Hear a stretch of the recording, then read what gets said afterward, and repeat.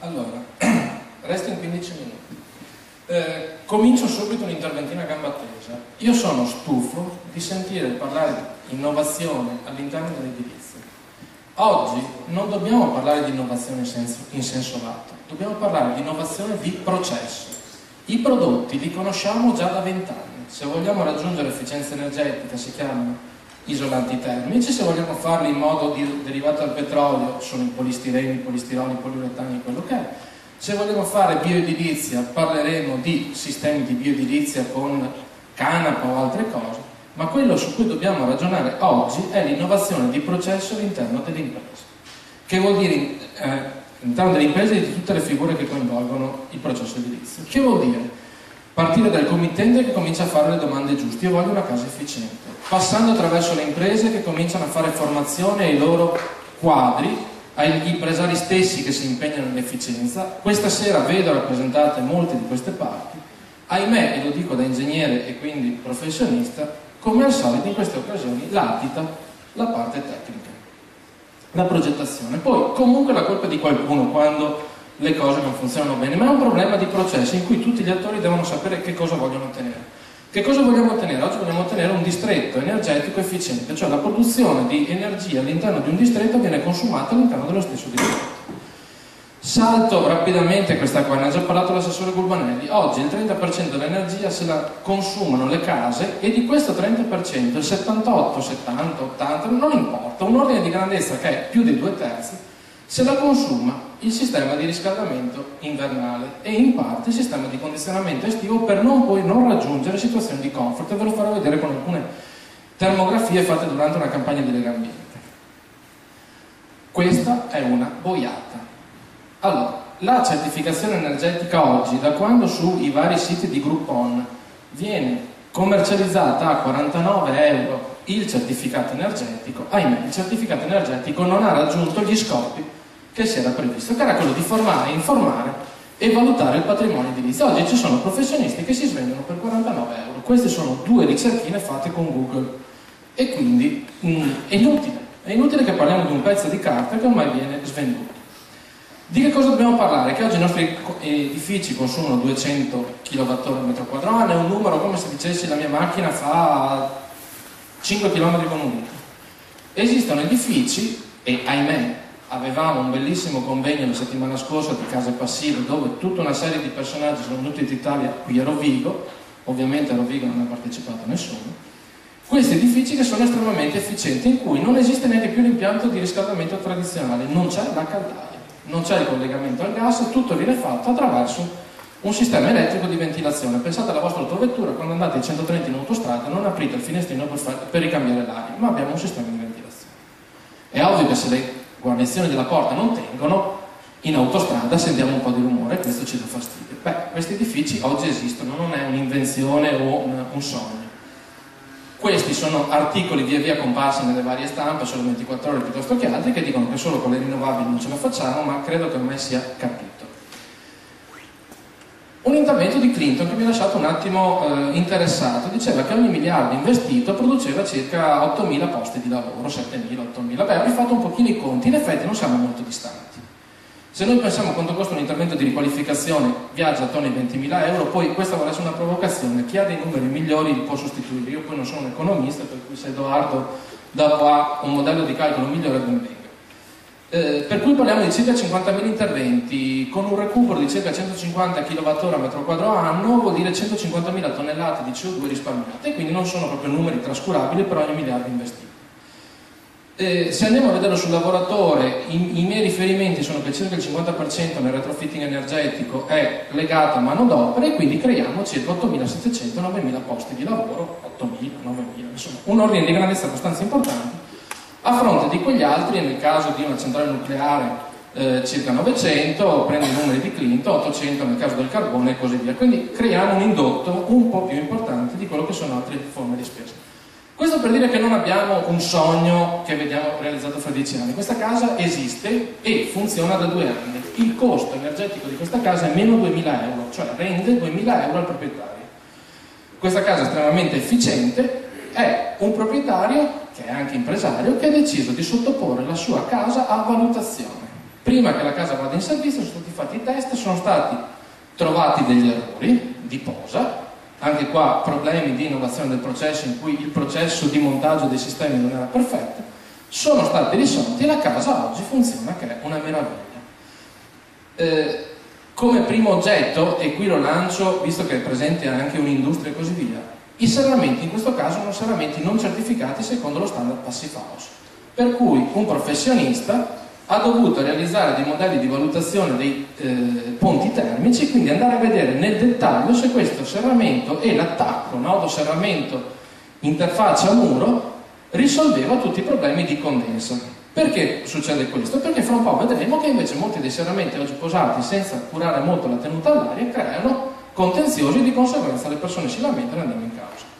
Si va a cercare delle minime infiltrazioni, in queste case super efficienti, però si fa e si risolvono fino a che non si ottiene la performance che viene valutata, qui sono vari errori costruttivi che sono stati via via risolti, attraverso uno standard, in questo caso uno standard internazionale chiamato Passive House, in cui la casa, a fronte di quei 200 che abbiamo visto prima, è certificata per consumare 11, 10, 11, quindi 20 volte in meno di un edificio tradizionale.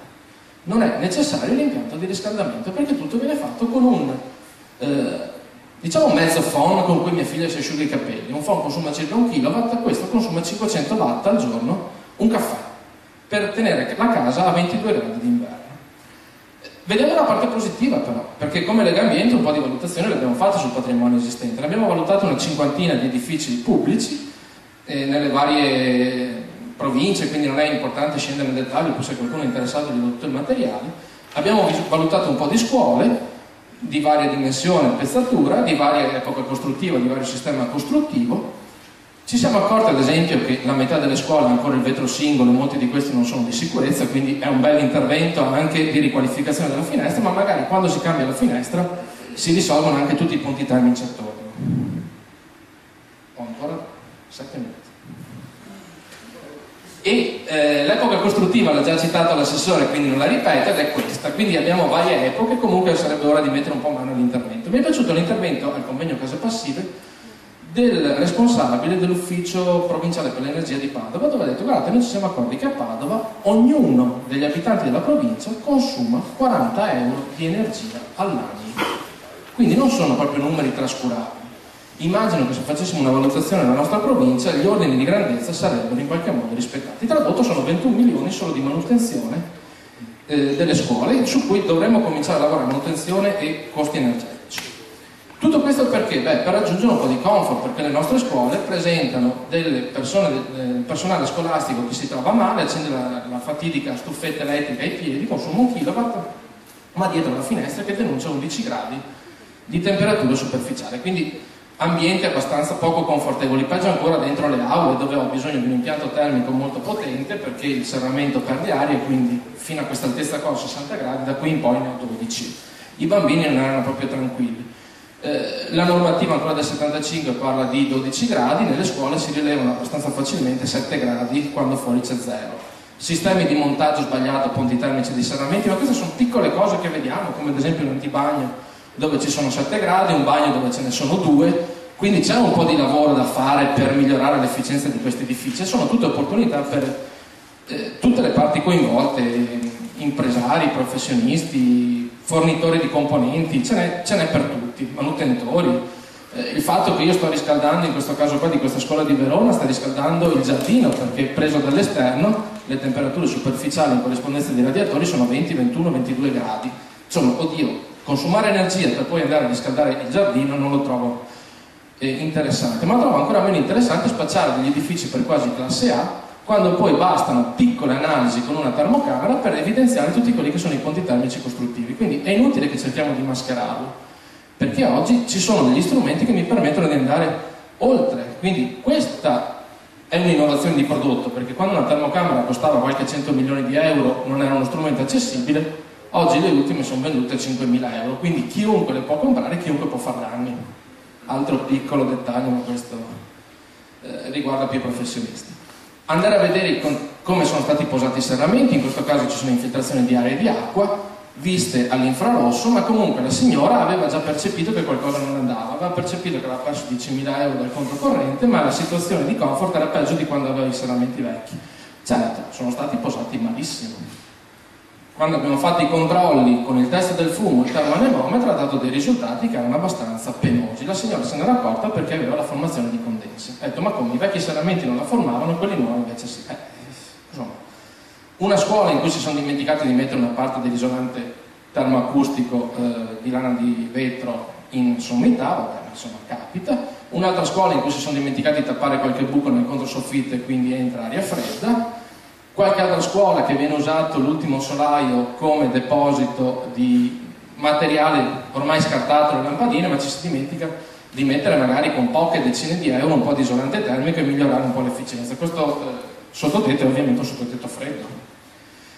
Ma, e chiudo, attenzione, noi stiamo parlando di grandi strategie nel tempo, però abbiamo uno l'ho scoperto qualche giorno fa, abbiamo due grossi giochini che ci bevono un po' di energia elettrica e che potremmo migliorare.